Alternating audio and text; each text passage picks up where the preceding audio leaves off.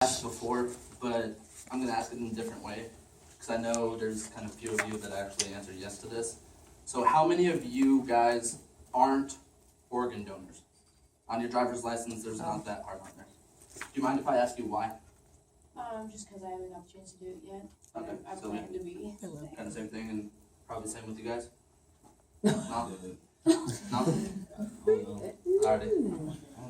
According to the CDC in 2013, 2,163 college-age students in the U.S. were killed in automobile crashes. 243,244 had sustained injuries in car crashes. And I'm not saying it's because of drugs, alcohol, it's just because they were them and there's no other influencing factor besides their driving ability. So if I could you guys stand up real quick for me? Just you three, just the guys. Ryan's like, why did I sit over here again? Yeah. I didn't know he was that tall. These six before you are the true importance of those statistics. 6 college-age students will die today on the road. Just let that sink into you.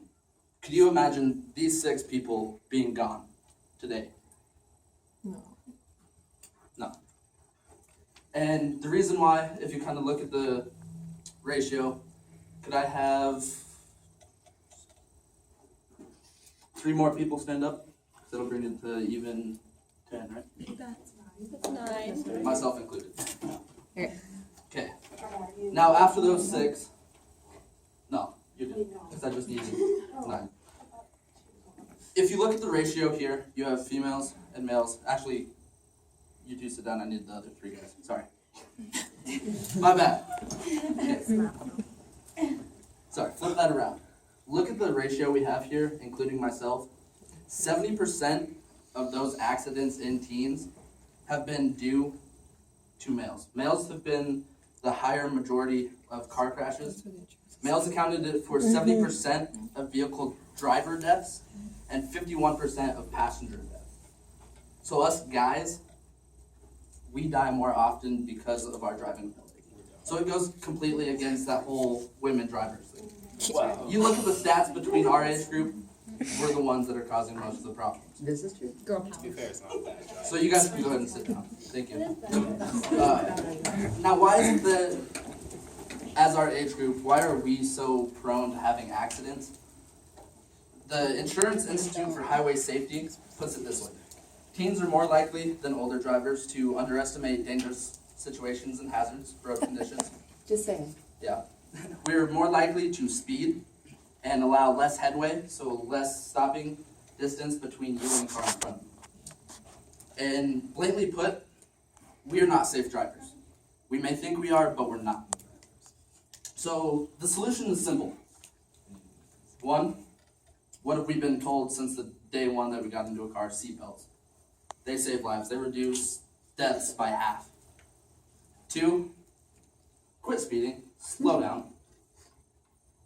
3, don't underestimate or overestimate how well you can drive. You may think you may be a great driver, but chances are you're not. Your reflexes and your time and response time isn't all that great. It only takes anywhere from 4 to 5 seconds for you to look down and something to be in front of you that you didn't see before. Now, I want to kind of go off into a little bit of a story and kind of show my personal connection with that. Because it's actually going to be a year to the 19th, so coming up, that I was sitting at my aunt's Christmas party and enjoying my family, my friends, and I had planned to go see some of my friends that I haven't seen in like 2-3 years. And I got a call from my best friend.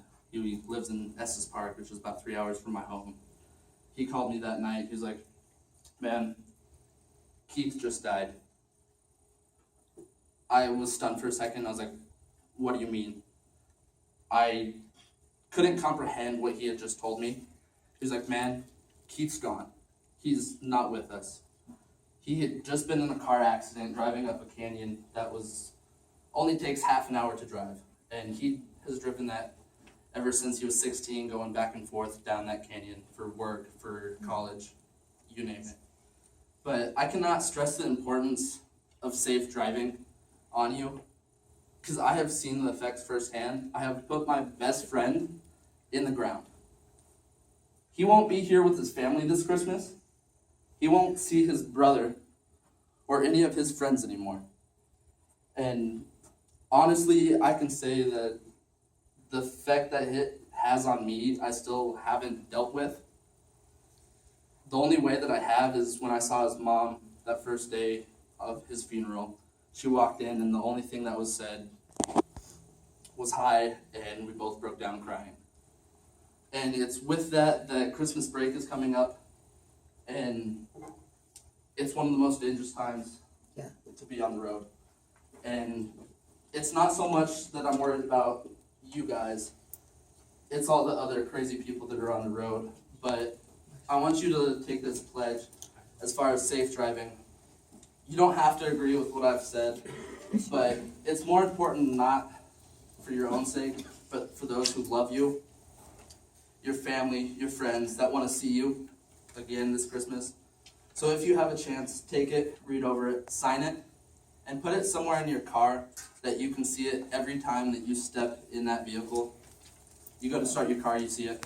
You go to grab something out of your console, you see it.